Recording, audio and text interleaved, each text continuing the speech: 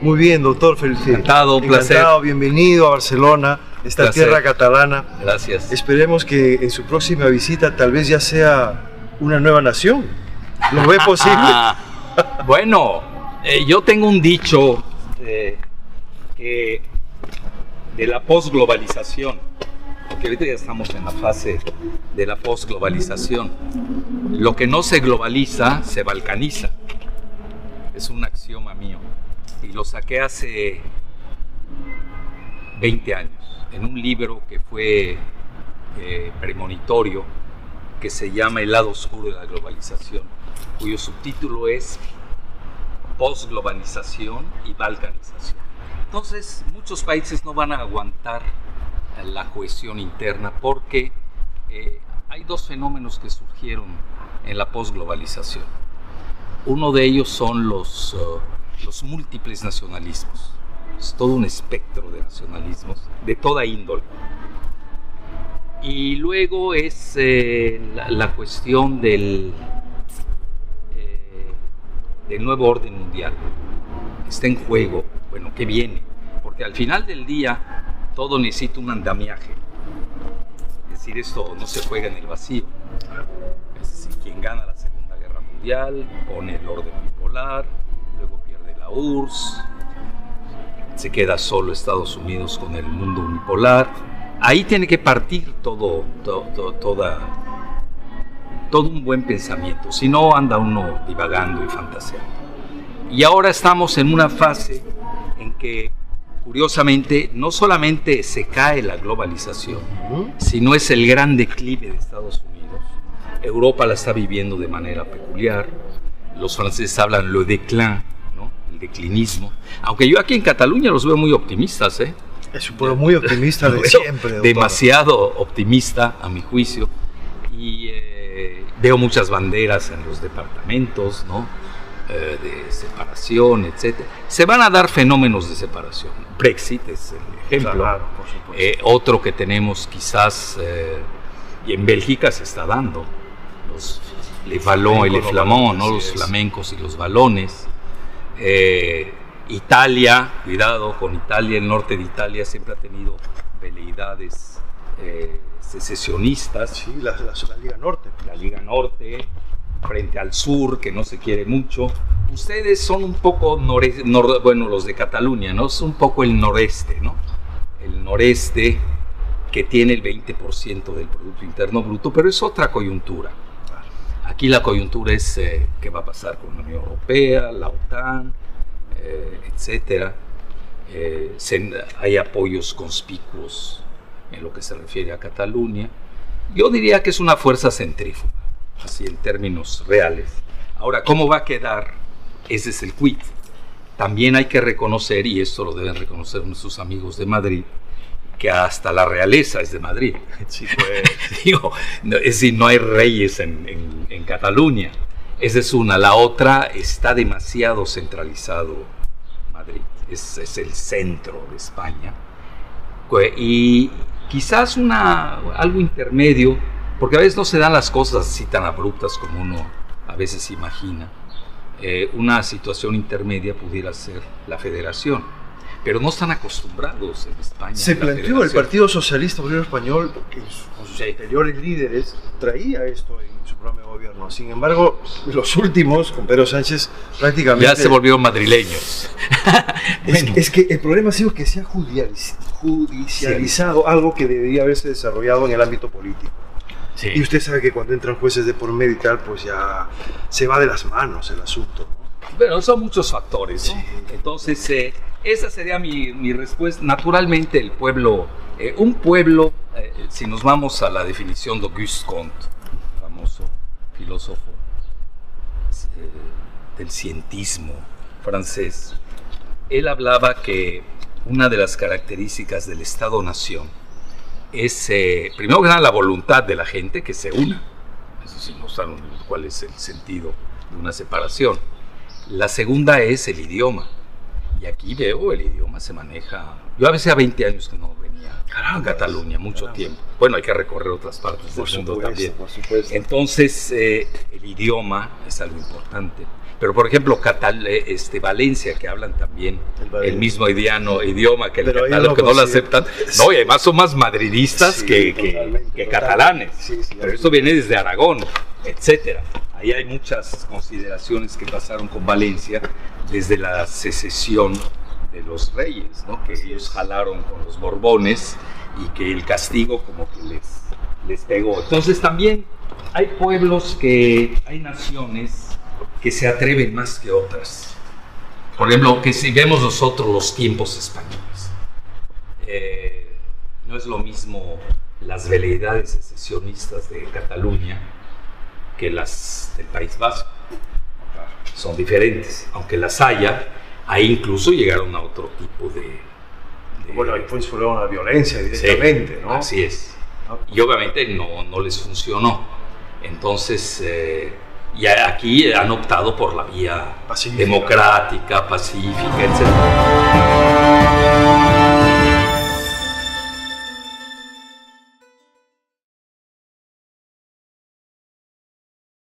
Don Alfredo Jalife Rame, bienvenido una vez más a esta casa. Qué amable, un placer. De Nacho Amat. Queremos dar las gracias muy especiales a Nacho Amat por habernos cedido este espacio tan precioso, una casa en la cual vivió el gran Kubala.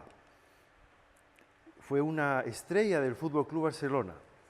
Él vivió en esta primera planta y pero antes vivió un rey, ¿no? Un virrey. Sí, bueno, es de la familia Amat, descendiente de los Amat, que incluso llegaron a ser virreyes en el Perú. Sí. Bueno, Nacho Amat nos ha cedido este espacio y muchísimas gracias, Nacho. Entonces estamos con la realeza de la comunicación. Digamos lo que sí.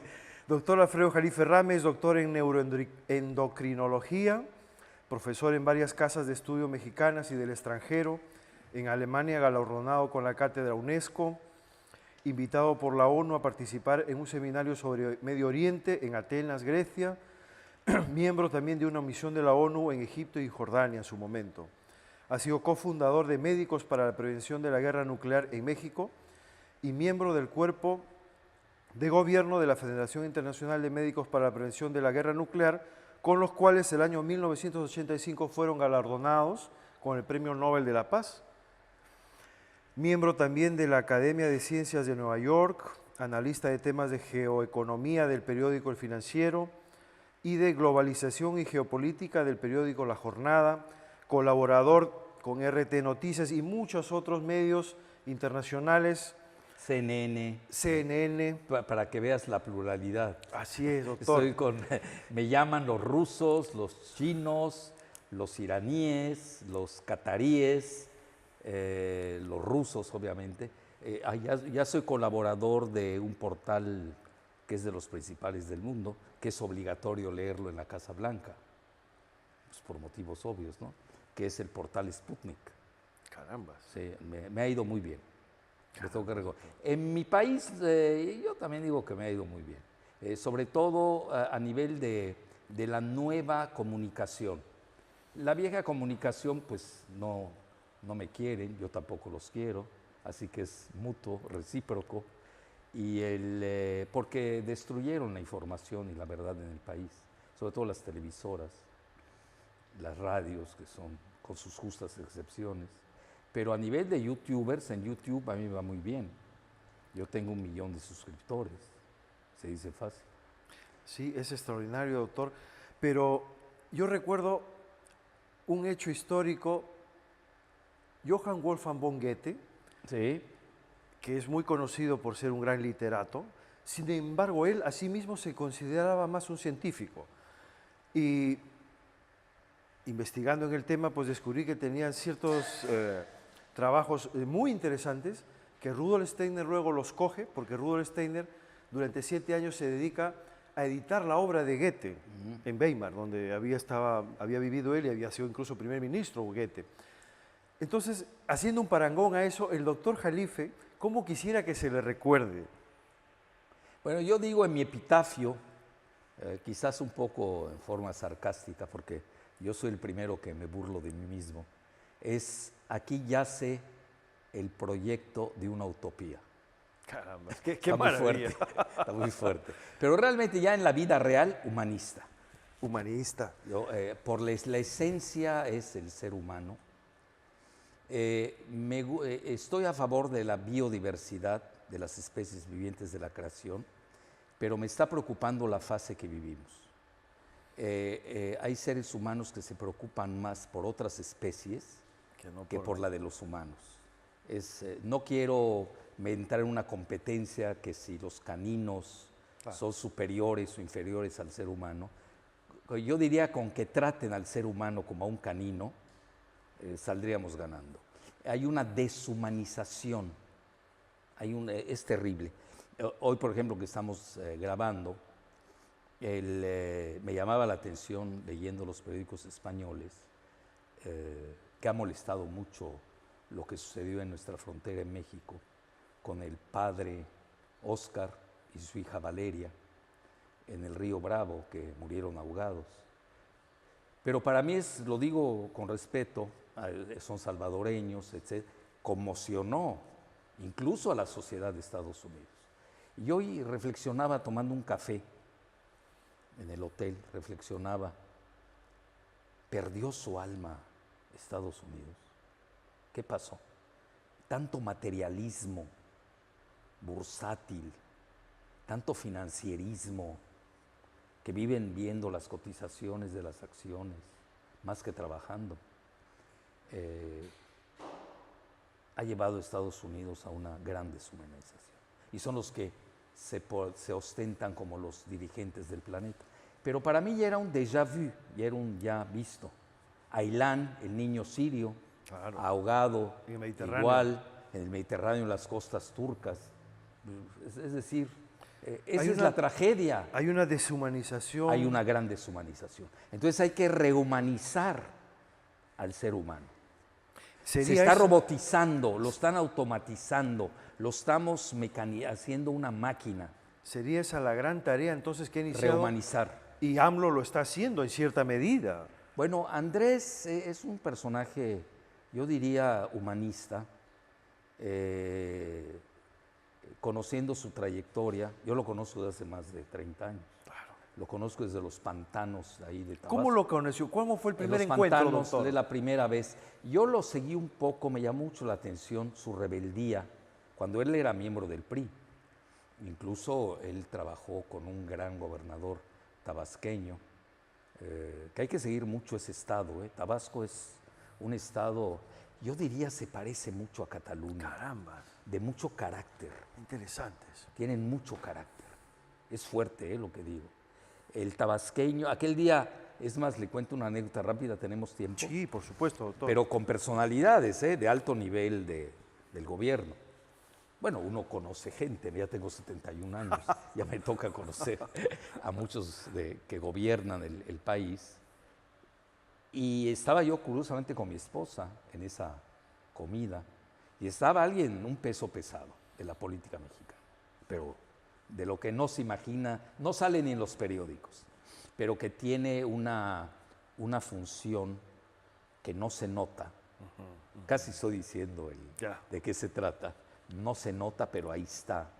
No es el presidente, obviamente, claro. Pero el presidente depende mucho de su información. Correcto. Entonces, en plan de broma, pregunté yo, ¿qué es un tabasqueño?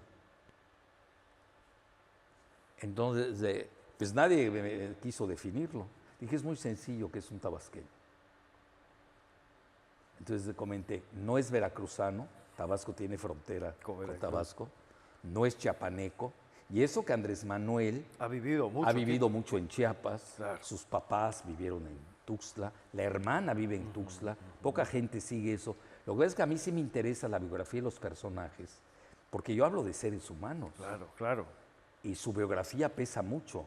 No es que sea un análisis forense, post-mortem, no, es de vida. Para poder entender el personaje, claro, cómo va a reaccionar, cuál es su conducta, porque al final del día, yo que estudié psiquiatría, se dan patrones de conducta repetitivos. Al final por eso da mucho miedo la inteligencia artificial. Van a detectar de inmediato, pero en nanosegundos, cuál es el patrón de conducta que uno tiene desde que va al béisbol o al fútbol, o desde que compra una marca en lugar de otra, en qué líneas aéreas viajó, qué tipo de bebidas tiene. Ahí viene, es más, hasta estoy pensando que la psiquiatría puede acabar desapareciendo por la inteligencia artificial. Como van a ser redundantes muchas profesiones, por ejemplo la de contadores, yo a mis amigos contadores que les doy de vez en cuando conferencias, les dije la otra vez, pues ustedes van a ser redundantes, prepárense para hacer otras cosas cuando llegue la inteligencia artificial, etcétera. Entonces, regresando al tema, bueno, no es chapaneco, no es el tabasqueño veracruzano, tampoco es campechano, no tiene nada, y eso que son vecinos, no es yucateco, no es oaxaqueño, no es quintarroense, entonces, ¿qué es? Es tabasqueño. Entonces, hablando de Peter Sloterdijk, yo creo que a mi juicio, hay que, para Occidente, Sí. yo no creo que exista una educación uniforme para el mundo. Bueno, está bien la inteligencia artificial, pero eso ya es otro tema. Yo hablo de la educación en general. Hay que enseñar civilización. Pero los valores universales. Propios a cada... Bueno, hay comunes, pero hay valores que tiene el chino que no necesariamente comparte el hindú ni el islámico. Hay que respetar el pluralismo civilizatorio.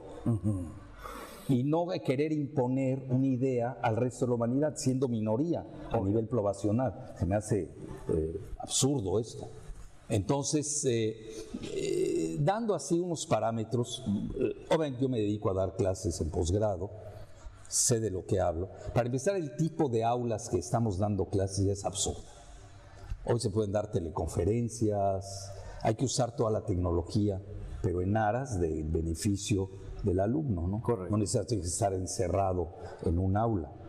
Hay que buscar otro tipo de interacción, porque yo veo a mis alumnos como hijos, así los trato, y amigos. Y al final del día, yo soy, lo digo con humildad y rigor, creo que soy el mejor calificado de la UNAM. Siempre saco 9.5, es muchísimo. Cuando el alumno es feroz, degrada al profesor, le pega. Sí. Conmigo siempre hay un pretito en el arroz, como decimos. Claro, ¿no? claro. Que eso no es hasta divertido, ¿no? Ayer vi la conferencia, el evento en el cual se presentó el Plan de Lectura Nacional. Sí. Lo presentó la esposa de Andrés Manuel, la señora Beatriz Gutiérrez Müller. Y hay un programa para, porque claro, ahora tenemos el peligro de que los chicos ya no leen. Como ahora, en México no se lee. Como todo es internet. No, pero en general en México no se lee. Sin embargo, la lectura es fundamental pues, para desarrollar el intelecto. ¿Qué quiere que yo le diga? En México no se lee. Yo, mis alumnos de posgrado, sabe mi método que ha tenido mucho éxito, les doy documentales los fines de semana para que vean películas, pero documentales relacionados al tópico. Entonces diríamos que el libro, en la forma que lo conocimos, ya tiene que evolucionar. Insisto, en México no va a funcionar eso. Tenemos que desarrollar nuevas tecnologías digitales. Al mexicano le gusta el YouTube. Hay que darle libros por YouTube, enseñar por YouTube. Aplicaciones para tablets que faciliten la lectura. Ya es el papeleo del libro de texto gratuito y eso no funciona. No funciona. No lee. No tenemos esa es la realidad y la tenemos que aceptar. Trabajar con la realidad, pues. Por ejemplo, no puedo decir lo mismo en Francia, en Gran Bretaña, en Alemania, pues lo conozco, los he vivido incluso. Y en los países del Medio Oriente, doctor, se lee mucho. Se lee mucho, ¿verdad? Los periódicos. Bueno, tienen también pues la cultura de leer el Islam, el Corán, ¿no? También. Entonces hay esa cultura de China se lee muchísimo. Los chinos al año leen no sé cuántos libros. Pero el chino, claro. No sé de chino, ¿no? El hindú es muy... ¿Se ha traducido el indio, su obra al chino? Todavía. Estoy en eso. Caramba. Me llevo bien con los chinos, quizás lo haga. Pero quiero cerrar con lo de las civilizaciones que hay que enseñarle en Occidente. Porque obviamente la enseñanza en la India hay que respetarla. Por ejemplo, el hindú, que es la mayoría de la India, tan solo 85% de la población por lo menos, son politeístas. La mentalidad de un politeísta es diferente a la de un monoteísta. Hay que tener mucho cuidado en esto. Yo, por ejemplo, yo aplico muchas veces la cuestión psiquiátrica a la geopolítica. Entonces, aquel día me estaban haciendo una pregunta sobre la India, cómo va a operar con con Estados Unidos, en alianza con Japón y Australia, o con China y Rusia, que está de moda el famoso RIC, se conoce, Rusia, India, China. Y yo me voy a la esencia de la civilización hindú. Claro, al ser politeístas. Son politeístas, entonces van a amar a varios dioses. A varios, claro. No es lo mismo que un monoteísta. Parece que no, pero en la concepción, en la secuencia del pensamiento de los pueblos, nace mucho su cosmogonía. Podríamos decir, doctor, que el hecho de que usted en su formación inicial haya sido la medicina y especialmente el campo de la neurociencia y la endocrinología le ha facilitado el hecho de poder luego establecer relaciones a nivel geopolítico, ¿verdad? Mientras más tenga uno conocimiento de la actividad humana, mejor va a extrapolar las cosas, inducirlas, deducirlas, ambas. Muy interesante. Ahora, regresando, en Occidente siempre ha sido lo mejor la enseñanza de los clásicos. Leer a los presocráticos, a los grandes ya sabemos quiénes, bueno, hasta Aristófanes, que se burlaba de los grandes filósofos, de Platón, de Aristóteles, de Sócrates. Y luego, pues todas las escuelas de pensamiento que ha dado San Agustín, pues hay que leerlo. Grandísimo. Santo Tomás de Aquino, hay que leerlos. Claro. Los grandes, Dante, hay que estudiar de memoria a Dante. A Shakespeare. Shakespeare es la tragedia cotidiana del mundo occidental, etcétera. Por ejemplo, esto de que estamos de Ailán, el Sirio, y Oscar y Valeria. Es una tragedia shakespeariana. Total. Que va a tocar las fibras. Si con eso no se conmueve Occidente, ya no se conmovió con nada. Sí. Y además con el tercer mundo, vea qué mezcla tan... entonces, yo recurriría a eso, a los grandes clásicos. Gran defecto, por ejemplo, de Estados Unidos. No tiene filósofos. Eso justamente. No tiene. Y ya de repente sale un agente de bolsa, que eso lo estamos padeciendo mucho en México.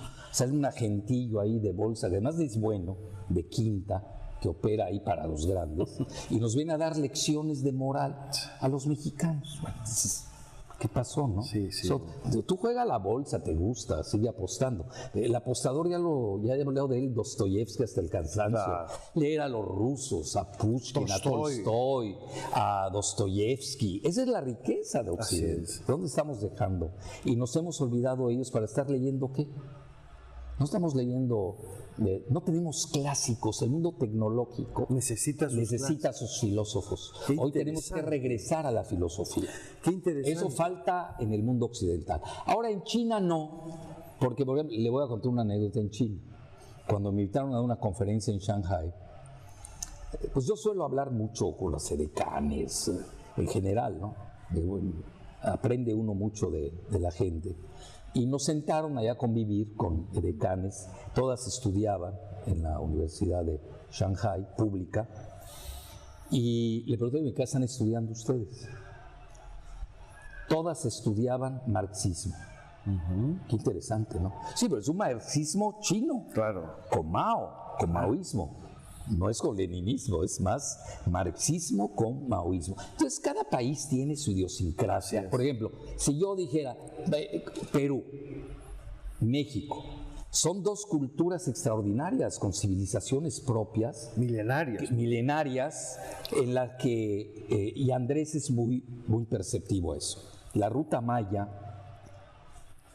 es la quintesencia del renacimiento civilizatorio de México. ¿Y quiénes están en contra? Bueno, unos que quieren sacar dinero, entran a teorías de costo-beneficio. No han entendido nada, pues, de lo que está pasando. No saben qué son 5,000 años de civilización. De historia, pues. Con un modelo ya de Sodoma y Gomorra, que además se quemó, que tienen que conocer también en qué acaban todos esos modelos, ¿no? Entonces, ahí México enseñaría Por ejemplo, Perú, su civilización inca. Yo he tenido la fortuna de ir al Machu Picchu, de ver ahí.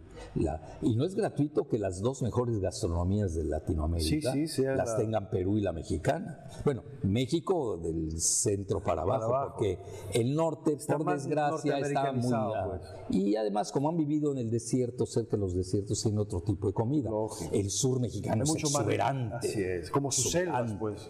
Tabasco es un estado exuberante. Andrés es exuberante. Curiosamente, es un personaje exuberante. Por eso Jala tiene un carisma descomunal. Obviamente no le gusta a los depredadores de la nación. Bueno, pero eso habla bien de él, lo glorifica. Así es. Ahora, dime quién te odia y te diré quién eres. Es extraordinario. Y el jale que está teniendo, porque antiguamente, hasta la era antes de AMLO, el interés que despertaba México, pues era todos temas que no merecían la pena ni siquiera mencionarse, ¿no? Pero ahora hay un renacimiento, doctor, en toda Latinoamérica, porque yo tengo contacto con youtubers de otros países, y están empezando a entusiasmarse de tal manera con lo que ocurre en México, que esto no se veía, pero yo no lo he visto nunca. A tal punto de que yo tengo muchísimas esperanzas de que, así como en Salvador, este joven Nayib Bukele, en cierta medida está siguiendo el ejemplo de AMLO, a su manera, obviamente, ¿no? Con sus propias... Es un pejista. Sí, no, y es millennial, más además. Con $100 millones se volvió más pejista. Y es paisano mío. Paisano, además, de origen libanés. Entonces, yo creo, el doctor Alfredo, que en el futuro van a ser más líderes de esta escuela, porque yo creo humildemente que Andrés Manuel está creando escuela. Bueno, es sin duda un hito, pero también es un reto. Hoy yo voy a ser muy realista, siendo cofundador de Morena, cuando habíamos 45 ese día, nadie fue. Él está en una fase de transición. Lo que pasa es que su discurso es optimista, en general. Pero tiene que ser político. Pues, doctor, tiene que ser. Él es político. Él, por ejemplo, dice Morena, el partido La Esperanza de México. Es cierto. Él trae un discurso esperanzador. No trae un discurso nihilista. Así es. Entonces, yo no soy nihilista, soy realista. Es otra cosa. Hoy, por ejemplo, comí con una familia mexicana de mucho poder en México. De mucho poder. Pero transeccional. Estamos hablando fácil desde Echeverría. Caramba. Con mucho poder. No, desde López Mateos. Caray. Y no sé por qué al político mexicano le encanta venir aquí a Barcelona. Me dicen que el consulado es una maravilla de casa. ¿Usted la conoce? No, pues ahí le tomo una foto y nos las mandan. ¿Cómo no? Parece ser que jala. No, yo no visito embajadas. Creo que no la voy a visitar ni cuando sea embajador. Con eso le digo todo. Bueno, entonces no me gusta. A mí me gusta manejarme solo, sin paraguas oficial. No es mi estilo. Soy más aventurero en ese sentido. Pues comiendo con ellos, obviamente no quieren a Andrés Manuel, pero somos amigos de familias, claro, ya de generaciones. Es decir, presidentes van, presidentes vienen, pero somos amigos. Estos lazos no se romperán nunca. No se rompen, y la amistad pesa mucho. Así es. México es un país de amigos. Para mí lo más importante es la amistad. Así es. Entonces, y puede ser de cualquier partido político. Así es. Me tienen sin cuidado. Y dialogamos. Entonces, sentí mucha animadversión por Andrés Manuel. Le dije, yo quiero que me platiques de Barcelona, no me estés cuestionando sobre México. Entonces nadie, mira, te voy a dar el resumen muy fácil de México, para que lo entiendas, le dije. Obviamente ellos respetan mi opinión, si no, no me preguntaría. Le dije, mira, sigue la cotización del peso y el dólar. El peso está fuertísimo. Bueno, hay como una aceptación real, ¿no? Que hay unos empresarios tipo Coparmex, desgraciadamente quien maneja Coparmex es un grupo empresarial, son golpistas neofascistas. Claro. Entonces, no saben qué es la democracia, no saben manejar el concepto de contrapesos, ni saben qué es un contrapeso. Contrapeso es de los poderes. Si tú pierdes la elección, y hasta la próxima, nos vemos. No puede haber contrapesos con un partido que perdió, sino cuál es el leitmotiv, cuál es la razón de hacer elecciones. Lógico. Pues. Si el que pierde le va a imponer su agenda al que gana. No tiene un sentido, entonces. Y por eso no saben manejarlo. El famoso contrapeso que lo han puesto de moda los golpistas que perdieron el 1 de julio. Lo han puesto de moda sin saber su significado de check and balances que viene de Estados Unidos. Sí, porque en realidad no quieren un contrapeso, lo que quieren ser ellos el peso. Claro, así es. Sí, quieren ellos imponer. No, y nos ven a nosotros como un peso. Imagínense. Y quieren decir quién entra al gabinete, quién sale. Entonces, yo creo que en México nos faltan los empresarios. Hoy se los di porque ellos son muy adinerados. Falta que la 4T cale en los empresarios, ¿no? Bueno, ya empieza, ¿eh? Sí, hay algún sector, sobre todo los más ricos, sí. Ellos cuidan su dinero. Los tontos, los que andan en 10 millones de dólares. Que se creen ricos. Que se creen ricos, no se dan cuenta que son insectos en este mundo de multimillonarios. Porque hasta en eso hay niveles, ¿no? Así es. Por ejemplo, Gustavo de Hoyos, que es el director de Coparmex, incluso creo que va a ser candidato del PAN. ¿Qué partido que le ha ido re mal? Ahorita 2 elecciones hubieron. Están en nada, ¿no? Los aplastamos, literalmente aplastados. ¿En Puebla, doctor? Igual se ganó, Morena ganó, en Baja California, etc. Entonces, pero con menos votos que el anterior. ¿Qué pasó ahí? Pues estaba muy... La gente no salió a votar porque sabía que iba a ganar Morena. Fue eso realmente. Estaba muy cantada la victoria. Entonces, regresando a este tema, en México necesitamos empresarios. Sobre todo a nivel de los millennials, los startups. Se requiere. Muy bien, doctor. Quisiera en esta oportunidad, para cerrar este tema de los empresarios, hacer la entrega de un libro que ha tenido la amabilidad de dedicar el propio autor, que es Joan Melé. Joan Melé muy bien, le ha dedicado este libro, doctor, porque... Qué amable. Dinero y conciencia, ay Dios mío, hay que regalárselo a los de la Coparmex en México. Lástima porque hay gente muy valiosa en Coparmex, pero su actual presidente es de lo peor, ¿eh? Es un personaje rapaz, contumaz, mendaz, de lo peor. Y quiere imponer su agenda al gobierno. Entonces yo a veces pregunto, bueno, ¿hay un gobierno paralelo de este tipo de empresarios? No entienden, pues compite en una elección y vemos cómo te va, ¿no? Sí. Entonces, definitivamente. Entonces este tipo de empresarios le hacen daño al país, porque además son coyotes. Digo, tenemos una palabra muy despectiva para el coyote. No emprende gana de comisiones o son prestanombres de algún político. Es lo más bajo que puede haber. Es una escuela que se cultivó en México, pero que afortunadamente va a empezar a pasar, doctor, estoy seguro. Sí, y con hombres... hoy los startups, los que les llaman los millennials, ya no vienen con esa idea. No. Hoy por fortuna, hoy precisamente hablaba con estos mexicanos que viven aquí en Barcelona y les comentaba precisamente que hay que impulsar a los millennials a tener ese tipo de humanidad en los negocios, sí, conciencia. Pero ser emprendedores. Así es. Empresario quiere decir emprender. Emprender, asumir riesgos. No robar. Así es. En México se han dedicado a saquear al país. Ha habido una tergiversación incluso del vocabulario. Sí. Joan Melé fue subdirector del Trío Dos Bank aquí en España. Pues se ve muy bien, muy bien. Y ahora está viajando a Latinoamérica para impulsar el nacimiento de bancos éticos en Latinoamérica. Va a estar difícil, ¿eh? Sí, porque es un reto muy grande. Eso suena a oxímoron, ya ve la palabra oxímoron, sí. Contradictorio, como banco y ético, ¿no? Pero ese es hay el que reto, darles pues. A leer El Mercader de Venecia, clásico de Shakespeare. Bueno, doctor, los templarios, los que crearon la banca moderna, hicieron una utilización muy sabia y muy acertada del dinero, ¿no? Hay que controlar a los empresarios y a los banqueros. No se pueden mover solos. ¿Y quién lo controla? La conciencia ciudadana. ¿Cuál es la conciencia ciudadana? A lo que más ha llegado, porque no ha dado para más, pues es el voto democrático, no hay otro. Entonces hay que, precisamente uno de los, incluso lo reconoce el capitalismo estadounidense, los trusts. Hay leyes antitrust, pero el sistema neoliberal se las cargó todas. Pues. El sistema neoliberal, yo tengo un estudio que hice, precisamente el sistema neoliberal global o la globalización neoliberal financierista, por su propia esencia, tiende al monopolio. Si no, se comen, es muy darwiniano, se come a los pequeños y a veces la innovación está en los pequeños más que en los grandes. Entonces hay que tener mucho cuidado. Hoy, por ejemplo, tenemos algunas de las tecnológicas que quieren hacer su propio dinero. Es un juego muy riesgoso, ¿eh?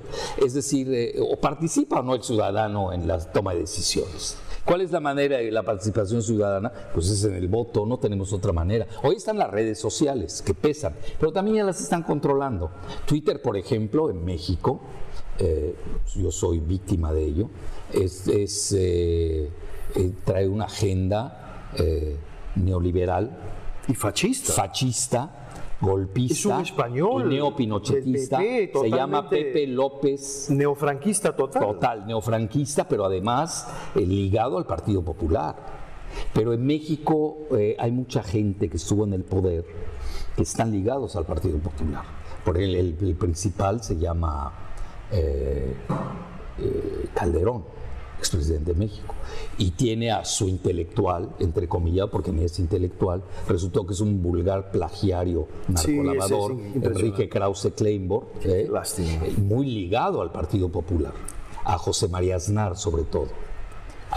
Son datos duros. Entonces, obviamente, mi discurso no les convino, porque yo reté a Calderón a un debate para demostrarle que había usado dinero público de los seguros médicos de México, públicos, el IMSS, con el que había rescatado a una empresa privada, Cemex, en la que participó presuntamente lubricando este negocio, porque es un gran negociante, Enrique Krause. Y el dinero salió del dinero ciudadano, estaba quebrado esta empresa Cemex, que era la tercera más importante cementera del mundo. Pero había de lo principal, que eso es fundamental. No tienen discurso, son muy corruptos y desgraciadamente muy ligados a la agenda de José María Aznar, más que nadie del Partido Popular. Bueno, estaba ahí pues Bush, Blair y Aznar. Bueno, sobre todo para la guerra del Golfo, sobre todo con Fox. Volviendo a ese tema de la guerra del Golfo, doctor, ¿le apetece que toquemos ese tema? Irán, con el hundimiento de esos dos buques, bueno, el ataque que sufrieron estos dos petroleros está poniendo en peligro, porque por ahí pasa el 30% del petróleo mundial en el estrecho de Hormuz. Realmente los datos que se tienen ahora, datos de la gente que sabe, no los datos propagandísticos, no se sabe qué ocurrió. Muchos opinan que fue un ataque de falsa bandera para exprimir a Irán. La misma CIA detrás. El Mossad. O el Mossad. Uno de los dos. O los dos. O los dos. Trabajan siempre juntos. El Departamento de Estado lo maneja un exdirector de la CIA, Mike Pompeo. John Bolton es siempre ha querido la guerra contra Irán. Lo que ves es que Irán no es fácil, ¿eh?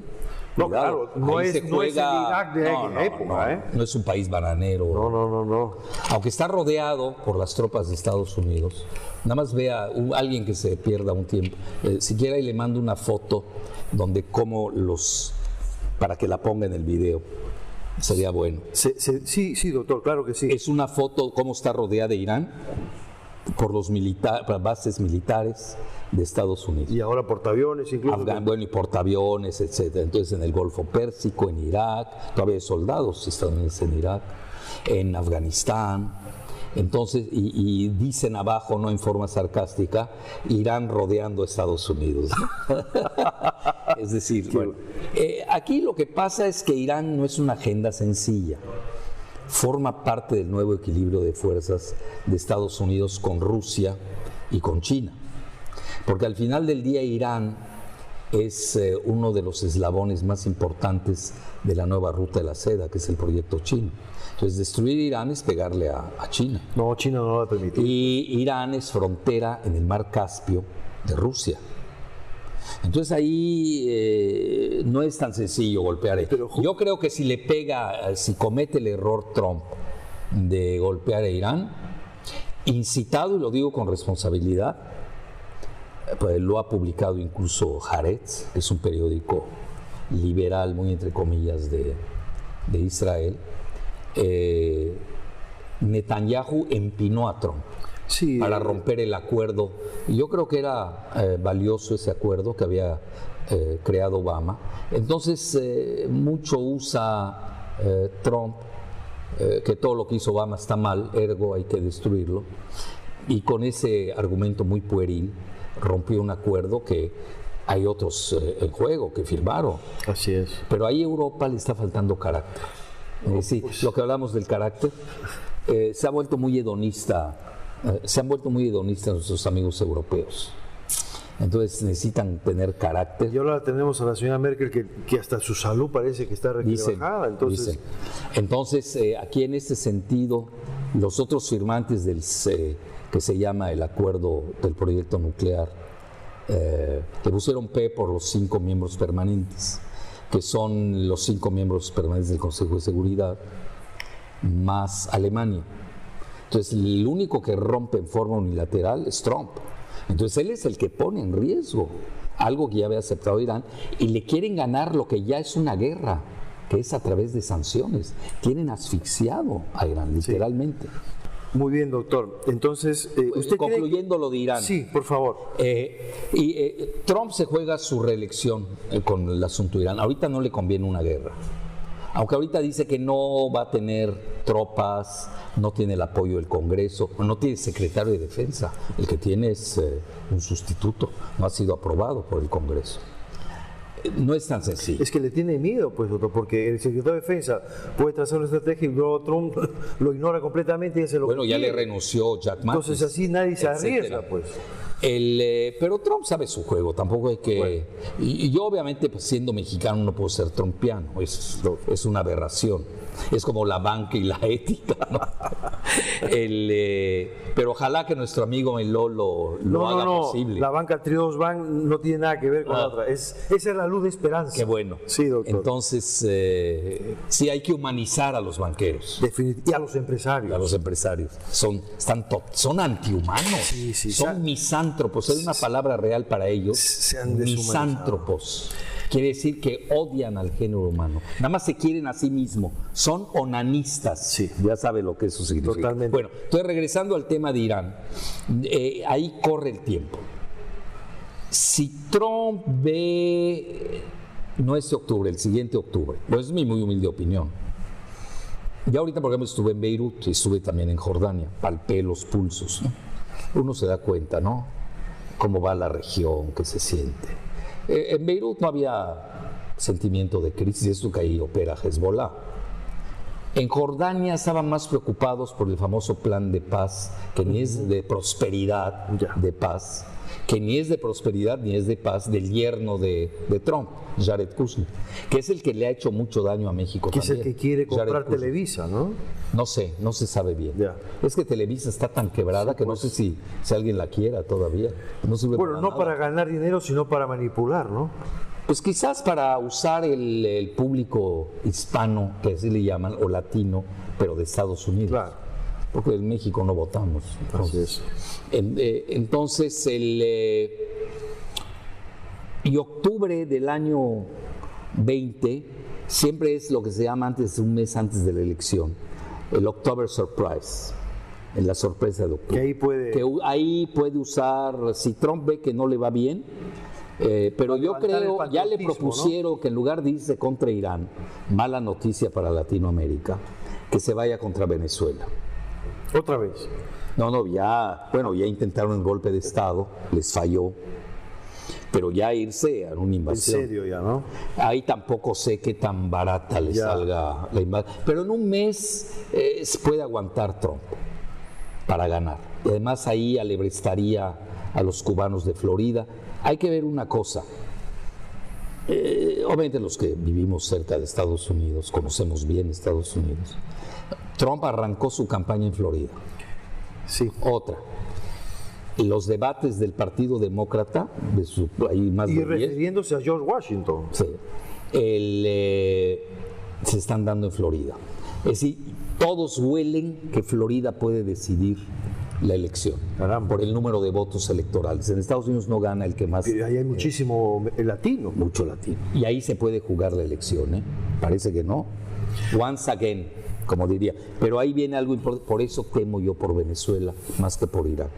Incluso Lindsey Graham, que es un senador muy influyente, muy cercano a Trump, dice: hay que darles una lección a Rusia y China para que vean que somos fuertes. Reagan lo que hizo fue invadió Granada, la islita de Granada.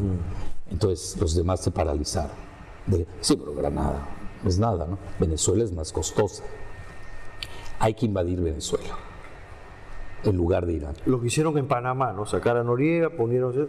No, pero aquí sí, pero aquí es una invasión de hecho. Entonces, hay que irse con cuidado. Hay una guerra del tiempo, yo diría, contra el tiempo. A Irán le conviene acelerar la situación, sobre todo cuando ellos están jugando la carta europea y la carta china y rusa. China muy tranquila en el asiento trasero de Rusia. Rusia calmando la situación. Sería una gran aventura. Putin incluso ha dicho que si invade o hace alguna operación militar Estados Unidos contra Irán, sería una catástrofe. Claro. Catástrofe. Y yo sí le hago caso porque Putin sabe de qué habla. No, cuando Putin habla de catástrofe no está hablando no estamos hablando de cualquier persona. Hoy hasta los mismos estrategas militares que saben de guerra. El problema es que hoy los civiles hablan de guerras y no saben de guerras. Cuando se habla de guerra hay que consultar a los militares. Los militares de Estados Unidos son más tranquilos que sus civiles. Un Joe Bolton, el mismo Trump dice que es un halcón, ya para que lo diga Trump. Dice, pero por fortuna tengo a palomas. Las palomas es el Pentágono. Claro. El Pentágono sabe los riesgos. Entonces, mucho va a depender. Estamos haciendo esta grabación en vísperas del G20. Así es. Que va a tomar, puede ser, estamos ante una bifurcación quizás histórica, que pocas veces tiene la humanidad. Hay un gran desorden mundial. El mundo está acéfalo. Eso no se ha dado en la historia de la humanidad, siempre ha habido un poder. Hoy está en disputa entre tres grandes potencias, Rusia, China y Estados Unidos.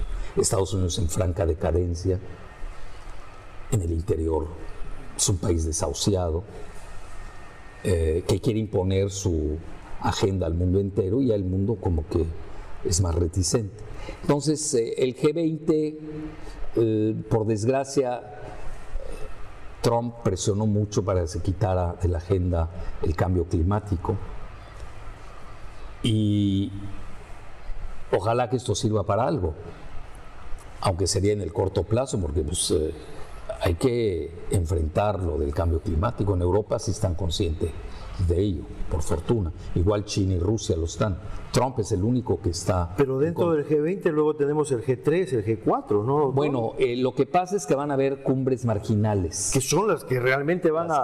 Hoy el G20 es un proyecto economicista que no sirve para nada, es disfuncional. Andrés Manuel ni siquiera va.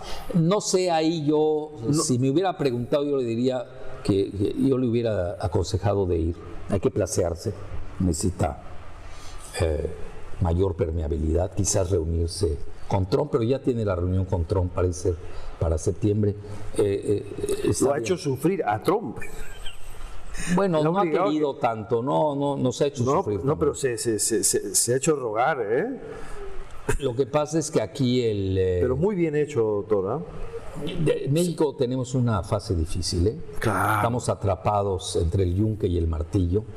La tragedia de la migración centroamericana es explosiva, no tiene solución. Así con estas medidas, con estas aspirinitas, no puede. Hay que hacer un plan Marshall de rescate, de lanzar $100,000 millones, un rescate para toda Centroamérica. Si no, ¿a quién le gusta emigrar? Si no emigran por gusto.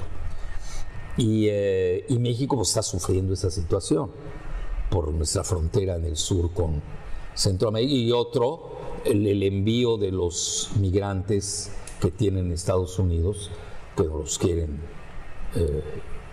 endosar en México, ¿no? Entonces México está atrás, es una situación delicada. Sí. Andrés es una gente muy optimista, Recordemos, yo no soy político, yo soy analista, realista. Claro. Yo no tengo otro abordaje. Eso no quiere decir que yo esté en contra de Andrés. No. Él tiene otro tipo de información diferente a la mía, ¿no? Y él tiene otro manejo. Además, él es el que conduce la sinfonía. Yo soy un pobre baterista ahí, que hago ruido, eso sí, pero no soy el director de la sinfónica. Claro que sí. Entonces, el G20 van a haber reuniones al margen muy importantes, que ahí se puede definir el nuevo orden mundial del siglo XXI.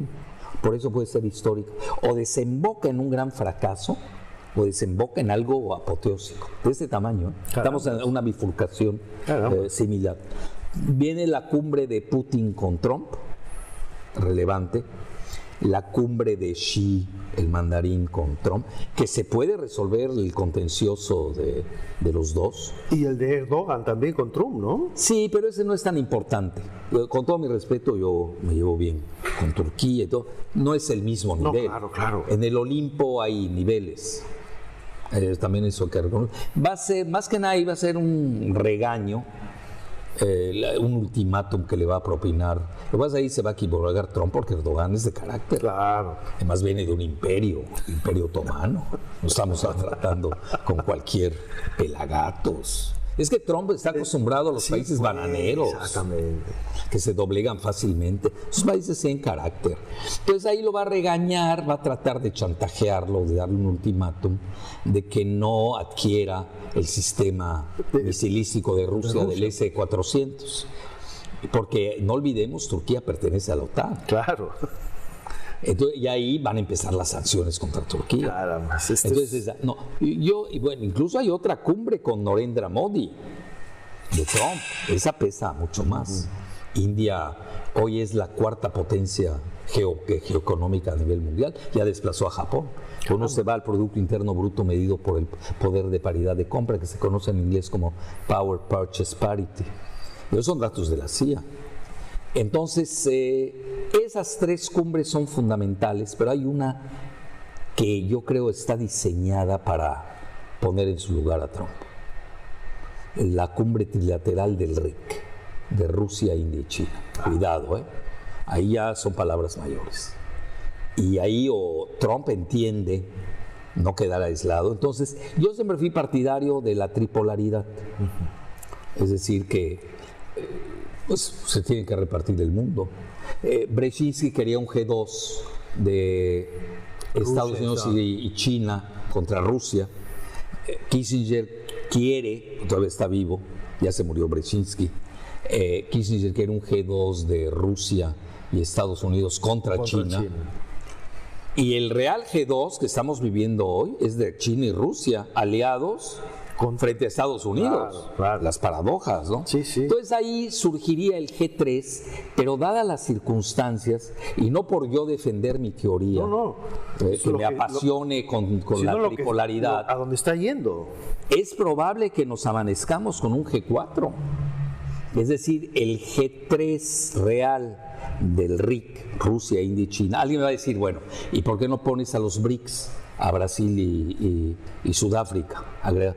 No están jugando. A ese nivel no juegan.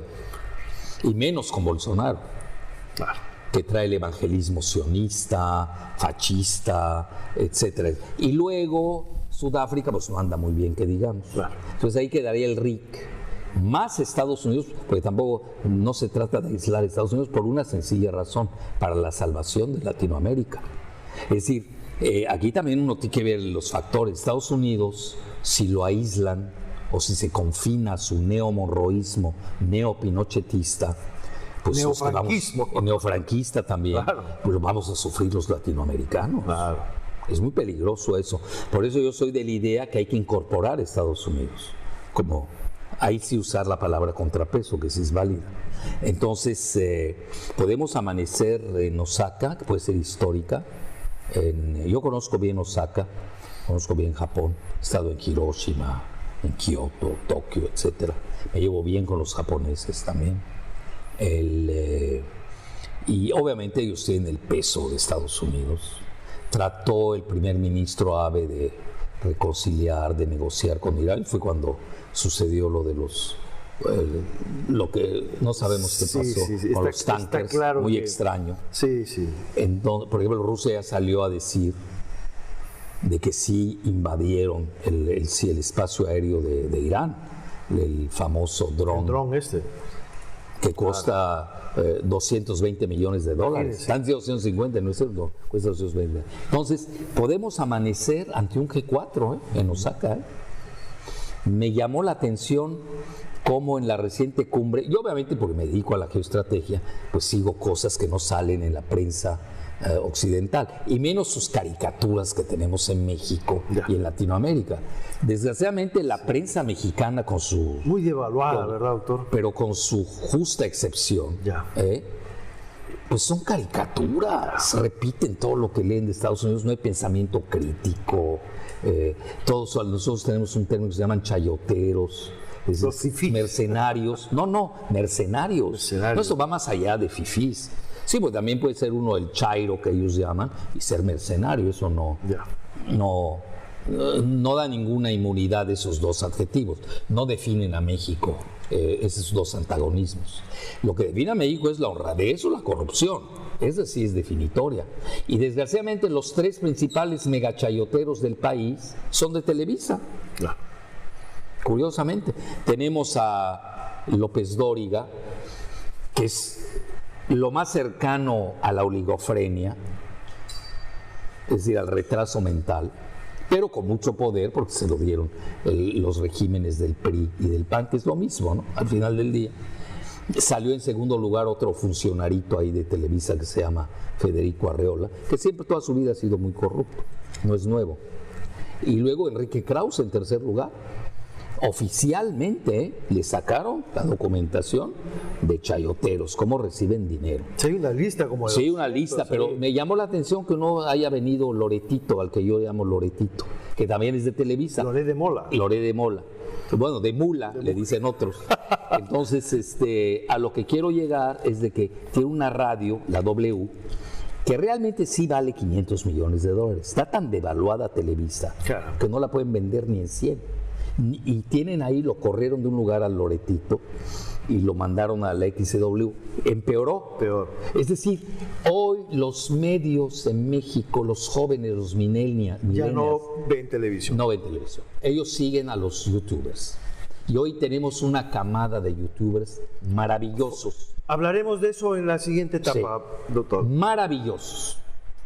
Son los que están cambiando la agenda nacional. Y hoy los jóvenes no pierden su tiempo con esos chayoteos. Muy bien, ha tocado un tema clave, doctor Jalife, que es el tema de los youtubers. Este fenómeno que ha roto todos los esquemas a la prensa tradicional en México y que realmente la ha puesto... Mató a Televisa. La ha puesto al borde de la quiebra a Televisa. Yo tengo algunas preguntas que me... No, y a sus chayoteros. Entonces, sí, definitivamente. Krause, Arreola, Loretito, doctor Jalife, López Dóriga. Yo quiero hablarle de Giovanni García. Sí. Usted ha retuiteado uno de sus vídeos en su Facebook. Ahora no se acuerda. Él es Giovanni García del canal Alerta México. Es un joven que empezó hace 3 años a ser youtuber con 15 años.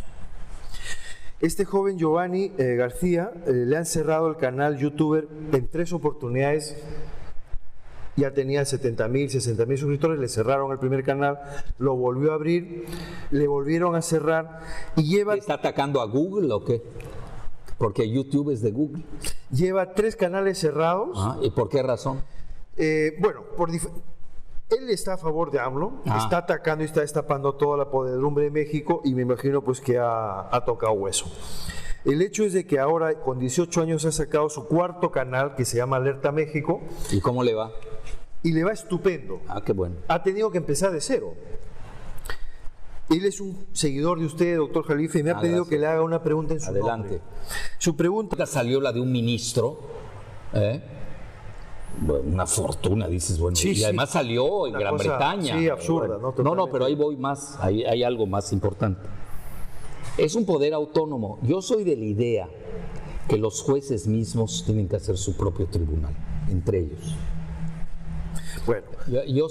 Yo pertenezco a agrupaciones médicas de toda índole, incluso tengo un MBA, también pertenezco a asociaciones de diferente índole. Lo más duro, por experiencia, es la crítica de nuestro gremio. Obviamente la de fuera pesa, pero la interna del gremio sí es dolorosa, ¿eh? Entonces, la solución va a venir de los propios yo no tengo jueces. soluciones. Quiero decir que... Yo doy ideas. Exactamente. Ahora, el sistema judicial mexicano no es fácil romper con esa inercia que lleva 40 años, pues, o 60. Lleva muchos años. No es fácil. Yo creo que ahora los ministros que han entrado son de primer nivel, de gran nivel. Pero no tienen dientes, no sé si me estoy explicando. El Poder Ejecutivo tiene que dejarlos más libres. Correcto. Quizá elegirlos a nivel ciudadano. Por ejemplo, un Ramón Cosío, no puede, una cosa de esas no puede ser ministro. Primero que nada es citamita. Ya con eso ya trae la aureola ideológica. Se nos quedó el tema del ITAM. Pero bueno. Sale sobrado. Pero quiero concluir esa parte. Luego sale firmando una carta en contra mía, que además me benefició porque me pusieron a nivel primer trending topic a nivel México y mundial, Estados Unidos y mundial, lo cual hasta le agradezco. Yo veo la salvación de México, que es un país de millennials, que tiene menos de 30 años de edad. Ahí está la salvación de nuestro país. Mientras no se me pudran y no se me degeneren. Yo aquel día les dije, no vayan a hacer lo mismo que Televisa, si no estamos perdidos y este país desaparece. Así es. Muchas gracias, doctor. Le quisiera transmitir otra pregunta de Giacomo Longato, que es un peruano youtuber que está en California. Él le quiere preguntar lo siguiente: si influirá en México la agenda antiaborto que han emprendido algunos colectivos evangelistas en Estados Unidos. ¿Qué le parece a usted? Bueno, yo tengo una doble actitud hacia los evangelistas. En mi primaria en Mérida estudié en una escuela evangélica, presbiteriana incluso, que luego desgraciadamente el director lo acabó en lo que los acusan, igual que La Luz del Mundo, en pedofilia y todo. Bueno, a mí, yo tengo que ser responsable, nunca se me acercaron, lo tengo que decir. Entonces, y además la escuela era mixta, lo cual les agradezco a mis padres que me hayan puesto en una escuela desde ese momento, que haya sido mixta, ayuda, ¿no? Claro. Yo tengo 71 años, estoy hablando cuando tenía 5 años de edad. En una época que no era normal. Difícil, no era normal las escuelas mixtas. Así es. Entonces, estudié con ellos, les agradezco mi formación de primaria y un año de secundaria, les estoy agradecido. Es decir, yo le debo mucho al pensamiento protestante en general. Me gustaba su manera de abordar. Entiendo muy bien la religión, su abordaje. Es obviamente diferente al catolicismo. Ellos son iconoclastas. Los católicos, yo soy católico maronita del rito oriental del Medio Oriente, del Líbano. Somos iconófilos. Es otra, ¿no? Es otra actitud totalmente. Y luego yo estudié en Beirut con los lasallistas. Pues también tengo una parte católica de formación, de cultura. Yo diría es de cultura, porque realmente yo no soy practicante. Pero a mí sí mi rito, ¿en qué rito te van a enterrar? Bueno, yo quiero a los budistas. Yo fui el primero que trajo al Dalai Lama a México. Yo soy muy plural. Me llevo bien con los chiitas, con los sunitas, con los hindús. Me encantan las religiones. Incluso con la religión judía, con per se, me llevo muy bien con los... Es que eso es la maravillosa diversidad una humana. Plural, así es, la biodiversidad. Así es. Eso está por encima de todas las cosas. Entonces, y cada quien tiene su manera de ver el universo ante la tragedia de la entropía. ¿Afectará esto el hecho de que una dama, una niña sea violada? El hecho de que tenga que llevar ese ser que no quiere probablemente, ¿no debería ser la mujer la que decida, doctor? Es un tema muy candente, muy complicado. Y le voy a hacer una confesión, esa es exclusiva para usted. Obviamente yo estudié medicina, hice mi internado en París, en el mejor hospital de Francia, más antiguo, Hotel Dieu. junto a Notre Dame. Yo pasaba diario frente a Notre Dame. A veces me echaba mi entradita para ver a la Virgen de Guadalupe. Ahí teníamos, es de los pocos países que tienen la efigie de la Virgen de Guadalupe. Igual la vi en Antigua, Guatemala, en la ciudad de Antigua. Ella es patrona, no sé por qué dicen patrona, matrona suena horrible, pero así les dicen, de Guatemala, como lo es de Filipinas, etcétera. Nosotros tenemos un producto transnacional que es la Virgen de Guadalupe. Entonces, a lo que quiero llegar es de que la confesión. Yo hice mi internado en el Hotel Dieu de París. Yo hacía legrados, era mi entrenamiento, dábamos prostaglandinas, diario hacía 20 legrados, como médico, es decir, era una práctica médica del hospital, y si yo quería pasar mi internado, pues si no hacía legrados, pues bye bye, ¿no? Es decir, era parte de mi entrenamiento.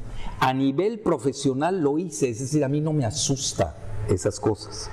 Lo que sí me perturba es que estemos hablando del aborto, ya como ciudadano, no como médico, como ciudadano, es por encima de la medicina. Obviamente el profesional tiene su punto de vista que es muy duro, ¿no? Es sofisticado. Y el ciudadano, bueno, pues es la cuestión política. Y está politizado el tema. Entonces debe haber un choque de religiones entre los que están a favor del aborto, los que están en contra. Yo realmente no me quiero meter en ese tema, claro, por una sencilla razón. Pero sí me hace preocupante, se me hace preocupante que en el siglo XXI, en el 2019, con tantas medidas precautorias de prevención, de fecundación, estemos yendo a lo último, que es el aborto. Yo creo que se refiere ya como al tema de relaciones no consentidas, ¿no? En el caso de violaciones, ¿no? Que obviamente, pues en ese caso es un tema tan difícil. Ya. Es tan difícil. Bueno, ya le di mi punto de vista. Perfecto, doctor. Una última pregunta, ¿puede ser? Es complejo. Sí, lo que no me gusta es su politización. Eso no debe ser, pues nunca, ¿no?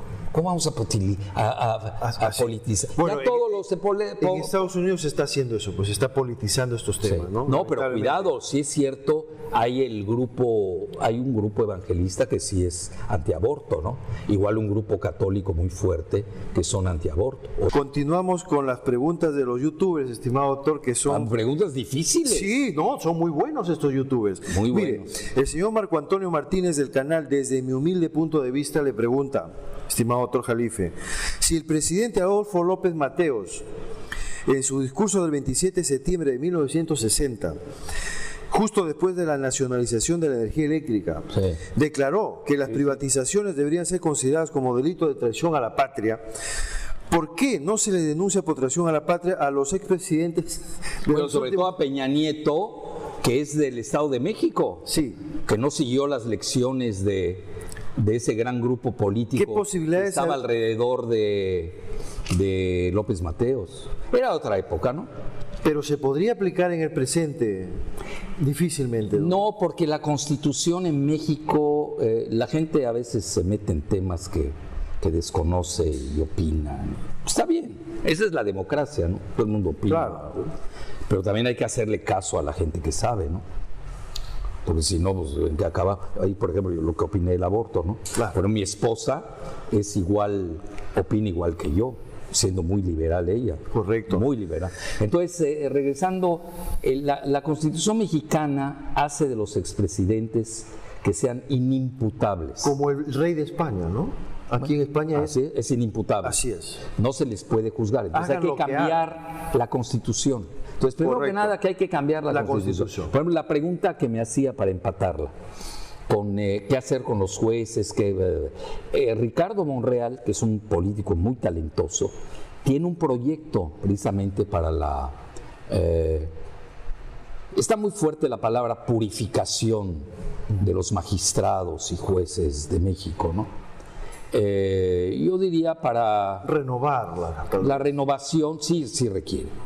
Es decir, sí, no puede ser. Igual hay que renovar el sistema legislativo. Correcto. Hay mucho parásito. Pero son procesos pues lentos. Muy lentos y de política. Y no se puede hacer pues en 6 meses. No. Por eso, pero regresando también a otra que quedó truncada, que ahorita me estoy acordando de todo, con los empresarios que comí, amigos, que les va muy bien aquí, por cierto. Me preguntaba, ¿y tú cómo ves a Andrés Manuel? Dije, Andrés está en un proceso de transición.